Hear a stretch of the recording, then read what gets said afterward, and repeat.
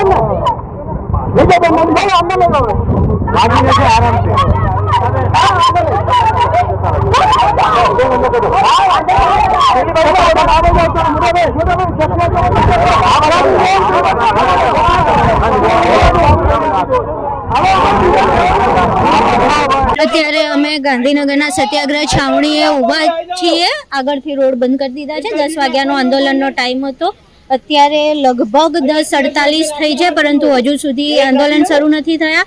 આગળથી લોકોને ડિટેન કરીને લાવી રહ્યા હોય એવા દ્રશ્યો જોવા મળી રહ્યા છે। આગળ દ્રશ્યો બતાવજો।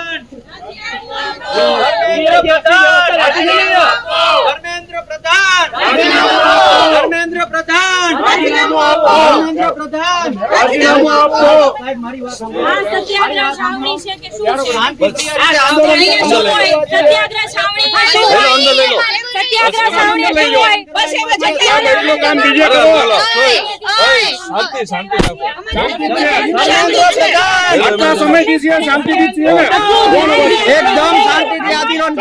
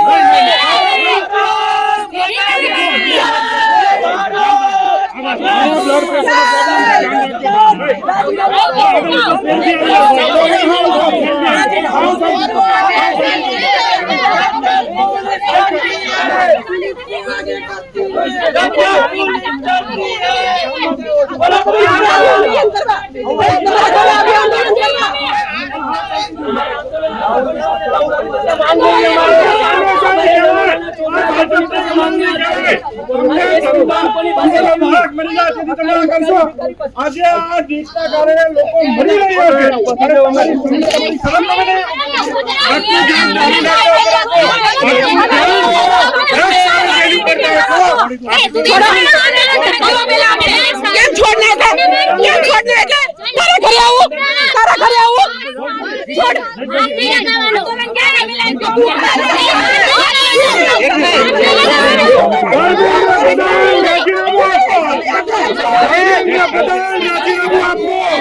ધર્મેન્દ્ર પ્રધાન રાજીનામું આપો.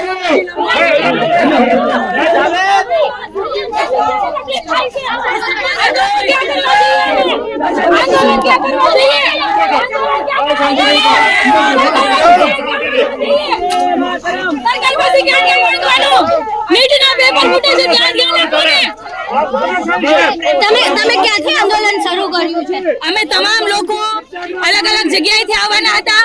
આજે આવવાના હતા, મીડિયાની અંદર જાહેર થઈ ગયું હતું કોકરોચનું આજને આંદોલન હતું, પણ આ પોલીસ દ્વારા, ભાજપ દ્વારા તમામ તમે જુઓ આખી આ સત્યાગ્રહ છાવણીને પોલીસ છાવણીની અંદર ફેરવી દેવામાં આવી છે.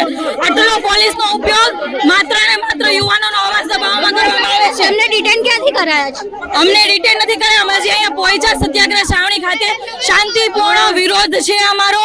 અમારી સ્પષ્ટ માંગણી છે કે ભારત દેશના શિક્ષણ મંત્રી રાજીનામું આપે. આજે આખા દેશની અંદર યુવાનો અવાજ કરી રહ્યા છે, સવાલ કરી રહ્યા છે, અને અમે પણ અહીંયા સવાલ કરીએ છીએ. અને આ અવાજ સત્તાના જોરે દબાવી શકાશે નહીં.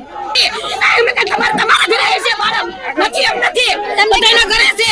ક્યાંથી ડિટેન કરવામાં આવ્યા? અમને અહીંયા હાલ ડિટેન કરે છે. અમે તો શાંતિથી પ્રદર્શન કરવા માટે આવ્યા છીએ. હજુ હાલ તમે 10 વાગ્યાનું આંદોલન હતું, અત્યારે 11 વાગવા આવ્યા છે, તમે હજુ અત્યારે આવ્યા ને તરત ડિટેન? બસ જે અમે આવ્યા છીએ ને તરત જ ડિટેન કરે છે. અમારે ખાલી એટલી જ માંગ છે, બધાના ઘરે બાળક છે, બધાના બાળકનું ભવિષ્ય જોવું જ જોઈએ. આપણી સિસ્ટમ સારી નથી, શિક્ષણની સિસ્ટમ સારી છે જ નહીં. આજે નીટનું પેપર થયું, કાલે યુપીએસસી નું પેપર લીક થાય, એટલે અમને રાજીનામું તો જોયા છે ને અમે શાંતિથી પ્રદર્શન કરવા આવ્યા, કોઈ અમને અટકાયત કરે છે.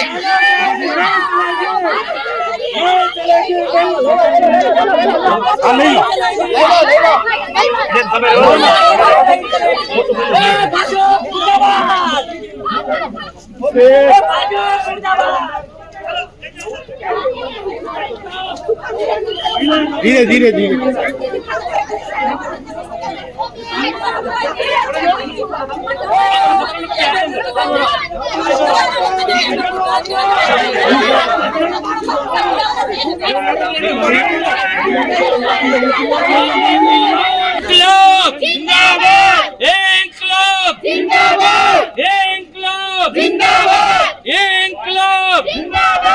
રાજીનામું આપો, રાજીનામું આપો, રાજીનામું આપો, રાજીનામું આપો,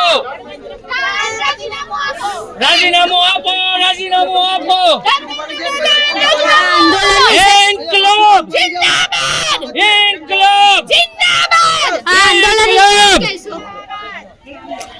અમારી એક જ માંગ છે ગુજરાતમાં કોકરોચ જનતા પાર્ટી ના સમર્થનમાં જે જંતર મંતરમાં છેલ્લા 35 દિવસથી સોનમ વાંગચુક, અભિષેક દીપકે જ્યારે આંદોલન પર બેઠેલા છે, ત્યારે એમના સમર્થનમાં આજે અમે સૌ યુવાનો આજે એમના સમર્થનમાં ગુજરાતભરના યુવાનો અને વિદ્યાર્થીઓ અહીંયા એકત્રિત થવાના છે.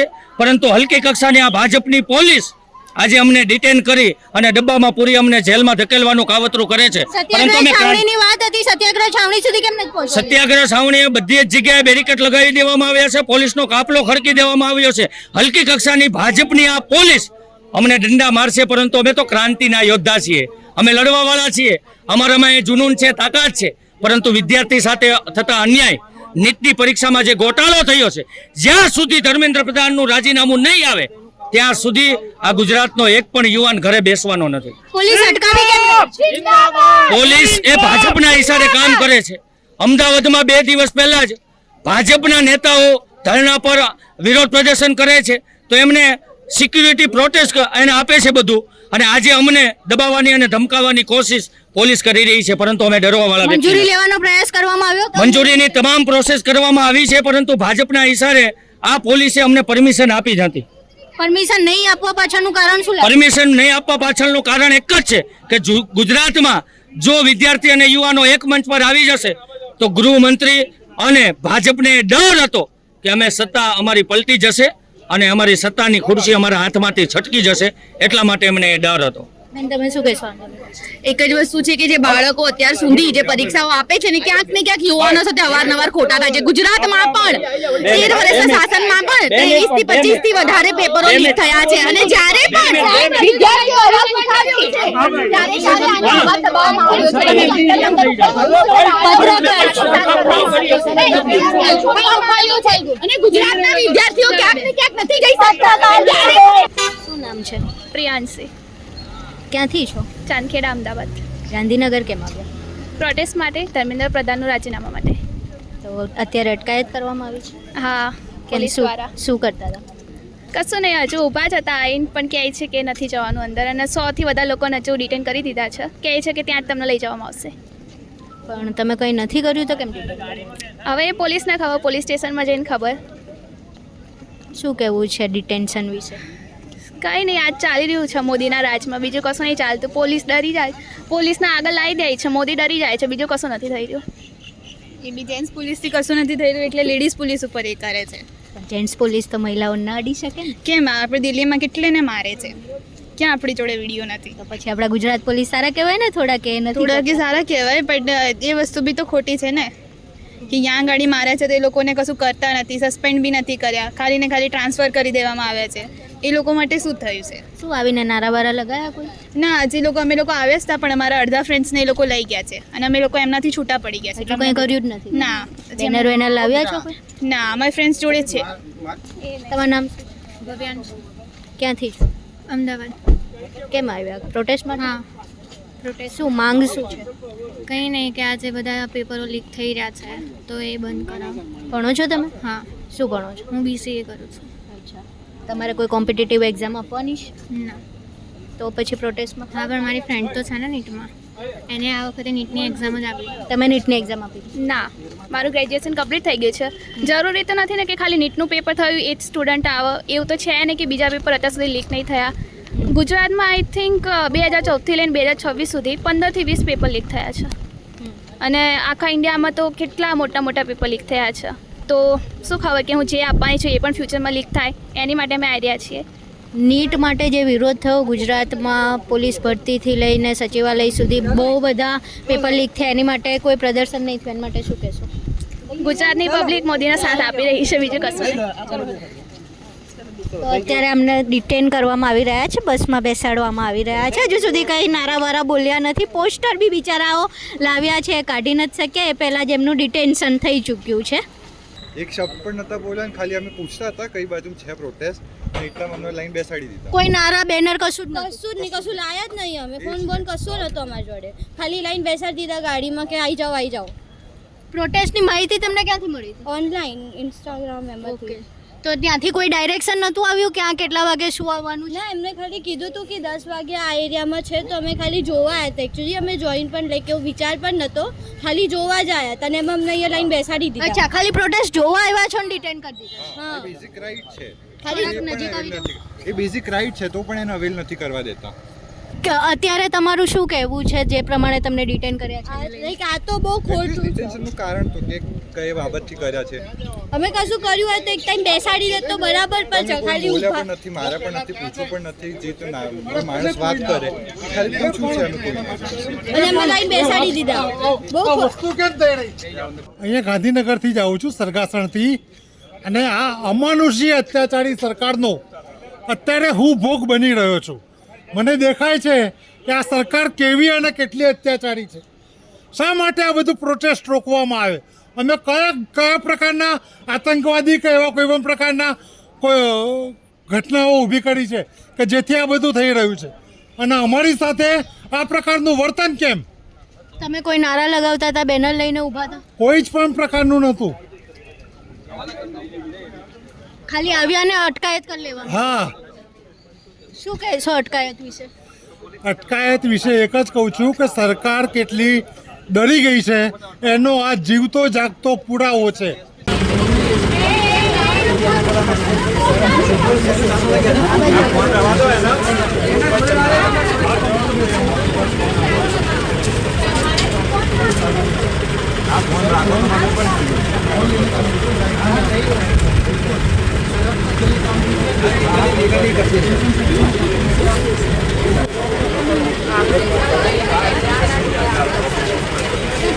ગાંધીનગર પ્રોટેસ્ટમાં એક નવી વસ્તુ જોવા મળી છે કે હવે જે ડિટેન કરેલા વિદ્યાર્થીઓ હોય ને એમના પાસેથી ફોન પણ લઈ લેવાનો. એટલે અમદાવાદમાં તો આપણે એવા દ્રશ્યો જોયા હતા કે પોલીસ સ્ટેશનમાંથી બેસીને કલાકારોથી લઈને જે સોશિયલ મીડિયા ઇન્ફ્લુએન્સર્સ હતા કે જે વિદ્યાર્થીઓ પ્રોટેસ્ટ કરી રહ્યા હતા એ લાઈવ કરી રહ્યા હતા, ત્યાં જે મજા કરતા હતા એ પણ આપણે જોયું હતું, જે પ્રમાણેના નારા હતા એ પણ જોયું હતું. પણ અહીંયા એવા દ્રશ્યો જોવા મળી રહ્યા છે કે વિદ્યાર્થી પાસેથી એનો ફોન પણ લેવાનો પ્રયાસ કરવામાં આવી રહ્યો છે. જોકે વિદ્યાર્થીએ સામે વિરોધ કર્યો કે તમે આવી રીતે ફોન ના લઈ શકો, અને ત્યારબાદ એવું કહેવામાં આવ્યું કે હા વાંધો નહીં, તમે રાખી શકો છો ફોન. પરંતુ પહેલાં એ તમામ પ્રયાસ પોલીસ દ્વારા કરવામાં આવ્યા કે એમનો ફોન એમની પાસેથી છીનવી લેવામાં આવે. હવે ફોન છીનવવાનો પ્રયાસ શા માટે કરવામાં આવતો હતો એ વિશેનો તો પોલીસ અધિકારી કંઈ કહેવા તૈયાર છે, અને અત્યારે જેને લઈ ગયા છે એની ગાડી પણ ડિટેન કરેલી નીકળી ચૂકી છે અહીંયાથી. હવે આ વિશે પોલીસ અધિકારીઓ જો કોઈ વાત કરશે તો એમની સાથે વાત કરીને એના કારણો અને બધી બાબતો તમારા સુધી પહોંચાડવાનો પ્રયાસ કરીશું. કેમેરામેન રોનક સાથે હું એમલ, નમસ્કાર.